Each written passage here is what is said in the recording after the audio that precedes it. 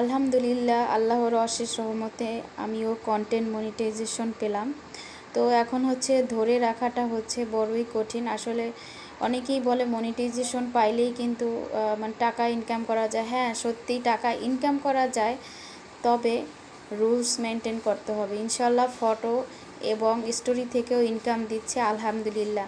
So hello everyone, welcome back to my channel. আশা করতেছি আপনারা সবাই ভালো আছেন। আজকে ইউনিক একটা রেসিপি শেয়ার করব।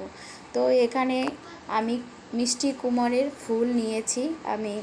আমার খুবই পছন্দ, আমার না আমার জামাইয়ের। এরকম আপনারা ট্রাই করবেন বাসায়, দেখবেন মনে হয় যে মানে অমৃত দিয়ে ভাত খাচ্ছেন, নিমিষেই মানে 2-3 প্লেট খেয়ে উঠতে পারবেন। তো এখানে হচ্ছে 2টা ডিম দিয়েছি, কাঁচামরিচ কুচি, তারপর পেঁয়াজ কুচি, হলুদ, একটু মরিচ, এই তো। আর 2টা ডিম দিয়ে আমি সুন্দরভাবে ফাটিয়ে নিয়েছি।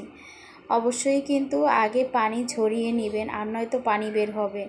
আর একটু তেল বেশি পরিমাণে দিতে হবে, দিয়ে তারপর ঢাকনা দিয়ে ঢেকে দিতে হবে। আপনারা চাইলে প্যানেও দিতে পারেন। আমার প্যানটা একটু ছোট, আমি সেই জন্য প্যানে দেইনি।